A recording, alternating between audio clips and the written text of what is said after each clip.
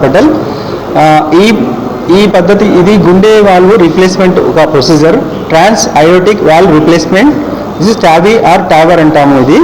ఇది ఏంటంటే నూతనంగా ప్రవేశపెట్టబడిన కొత్త పద్ధతి.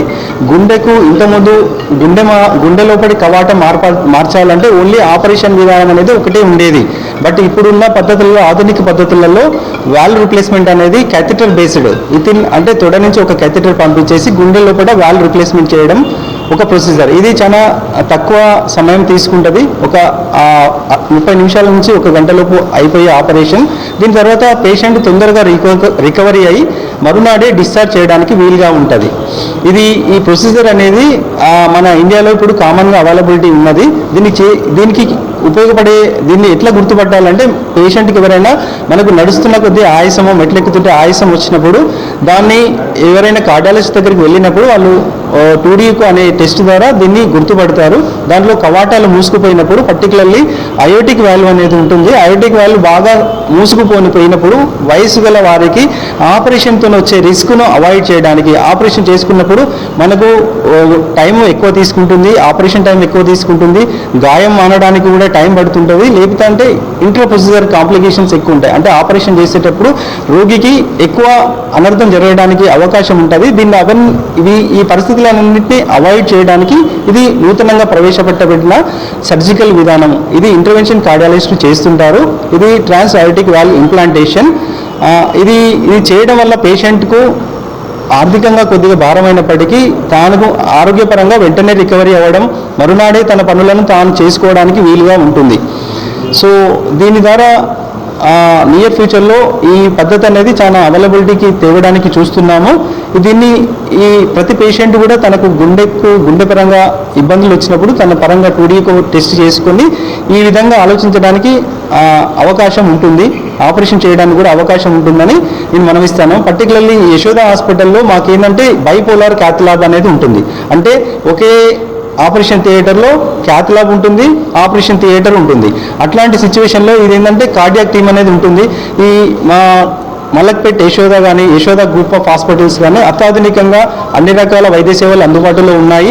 దాంట్లో ఈ కార్డియాక్ సర్జన్స్ తర్వాత కార్డియాలజిస్టుల అవైలబిలిటీ ఫ్రీక్వెంట్గా ఉంది. ఇట్లాంటి అనేకమైన అధునాతన సర్జరీ విధానాలు కూడా అందుబాటులోకి వచ్చాయి. యూజువల్గా ఇది అవైలబిలిటీ ఈ ఫ్రీక్వెన్సీగా చేసుకొని కామన్గా చేస్తున్న సర్జరీస్ ఇవి. మేము లాస్ట్ 2-3 ఇయర్స్లోనే ఆల్మోస్ట్ ఒక 25 సర్జరీలు చేశాము. అందరూ పేషెంట్లు కూడా ఆరోగ్యంగానే ఉన్నారు, వాళ్ళు తొందరగా రికవరీ అయ్యారు. సో మా పరంగా మా డాక్టర్ల పరంగా యశోద పరంగా మేము అందరికీ అందుబాటులో ఉండడానికి ప్రయత్నిస్తున్నాము. మీరు కూడా ఈ అవకాశాన్ని వినియోగించుకోవాలని కోరుకుంటున్నాం. Doctor Venkareddy, Yashoda hospital, Malakpet. నమస్కారం అండి. నా పేరు వంటేరు మధుకుమార్, మా నాన్నగారి పేరు Vanteru Mallaiah. So retired head constable. So ముందుగా మేము డాక్టర్ వెంకరెడ్డి గారికి, రాయిరెడ్డి గారికి అండ్ యశోద హాస్పిటల్కి ధన్యవాదాలు తెలుపుకుంటున్నాము.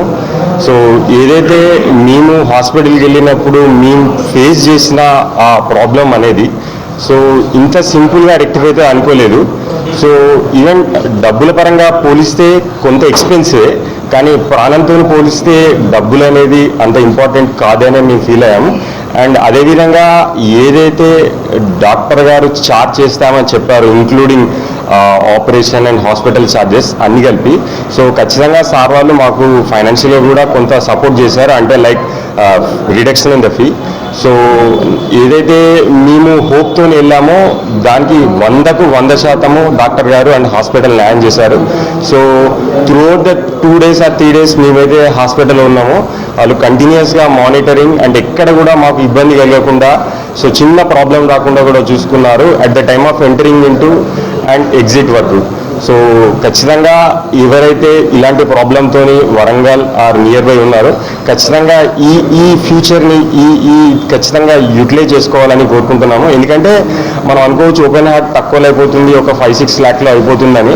సో కానీ ఈ ఏజ్డ్ వాళ్ళకు నిజంగా అది కొంచెం కాంప్లికేటెడే. ఆ గాయం మానడం అయినా కూడా 2-3 months అనేది బెడ్ మీద ఉండడము, ఎవరైనా సపోర్ట్ కావాల్సి ఉంటుంది. ఈవెన్ నేనే ప్రత్యక్ష సాక్షి, 1 dayలోనే మా నాన్నగారు నార్మల్గా అయిపోయారు. 2-3 daysలో నార్మల్గా నడవడం, డైలీ యాక్టివిటీస్ అన్నీ చేసుకోవడం స్టార్ట్ చేశారు. సో ఖచ్చితంగా ఎవరైతే ఈ ప్రాబ్లం ఉందో ఖచ్చితంగా ఈ ఫ్యూచర్ హాస్పిటల్ ఉంది కాబట్టి దీన్ని సద్వినియోగపరచుకోవాలని కోరుకుంటున్నాను. Thank you.